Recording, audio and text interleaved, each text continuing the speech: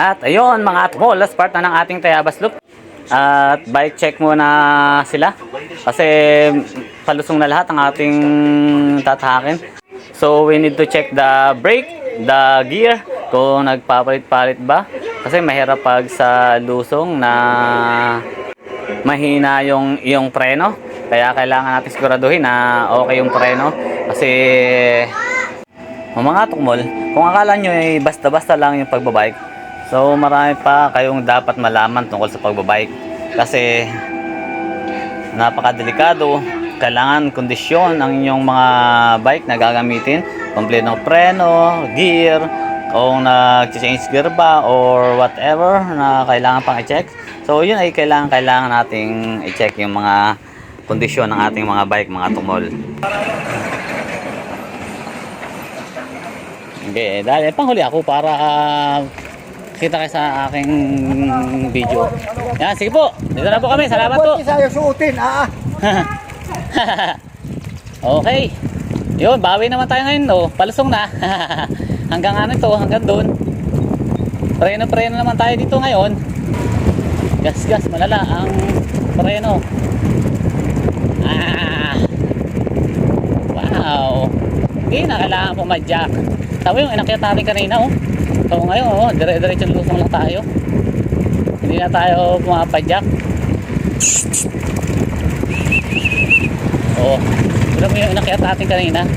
So para sa mga beginner na kagaya ko is talagang mahihirapan dito. Pero at least kinaya naman. So ito yung mga sinasabi ko sa inyo mga tumol. Yun, si Kuya Ador ay umovertake dyan. Yun, di naka-overtake siya. So ako hindi pa ako nagpapalit ng gear. So sa try ko na ano dyan na mag-overtake nang hindi nagpapalit ng gear. Kaya lang muntik na talaga akong kapusin dyan. Yan. Ito yun, oh. So overtake ako dyan. Tapos may kasalubong na tricycle na dyan. So hindi ako nagpalit ng gear sa malaki. Kaya ayun, oh, parang kakapusin ako. Buti na lang at kinaya. So yun yung mga sinasabi ko na mga natutulan ko sa pagbabike. So kailangan mo mag-change ng gear pag sa palusong ka na mag-overtake sa malaking gear tapos sa maliit sa huli para maka-overtake ka. So ang nangyayari, nag-overtake ako, hindi ako nagpalit ng gear. So pag padyak ko is hindi gumana, walang gumagana ng padyak. Release lahat. So muntik akong kapusin, kaya ayun. Buti na lang at naka-overtake ako kahit papaano. Konting-konti na lang talaga at aabutin na ako ng tricycle. Ay, sabay pahinga kami dyan, no? Para naman mahimasmasan ako. At dire-diretso na nga kami dito sa may kanto at nagtanong kami kung dito nga ba yung daan na ang labas ay sa Queen Margaret. So ang sabi naman sa amin is tama ang araw, dito nga daw yung daan na ang labas ay papuntang Queen Margaret. So ang daan pa rin dito is palusong, dire-diretso talaga, as in hanggang makarating kami doon sa dulo. So less padya kami dito at sobrang ganda pa ng daan, makanlong. Kaya nga lang, kailangan ay sigurado ang ating preno. Kasi sobrang as in lahat palusong. At bababa. May hams. Wow, lakas ni Kuya Uji ngayon, ah.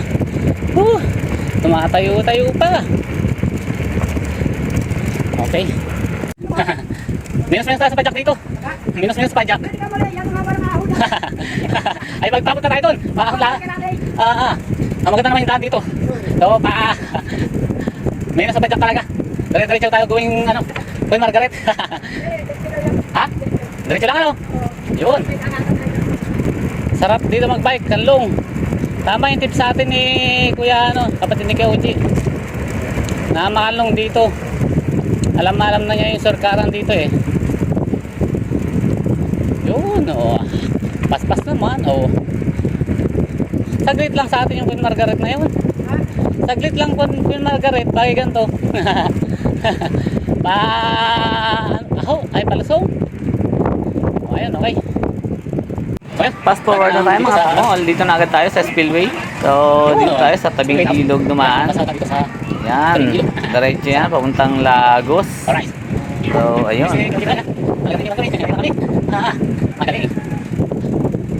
Sarap dito. Hangin. Sarap.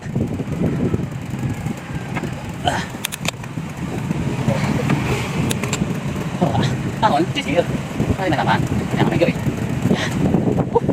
Right. Alam ko, stop. Tanaw yun. Saan mga lagi? Ayan, tanaw yun. So, gawin ko ano na tayo to? Sa Lagos, papuntang park. Okay, right. So, tapos tayo punta. Okay na tayo. Okay. At dahil napagod tayo, deserve natin na kumain. Hayaan mo na lang. Tigil mo na.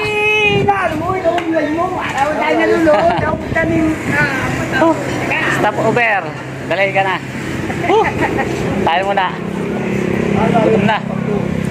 Ay, grabe. Agas na, agas na.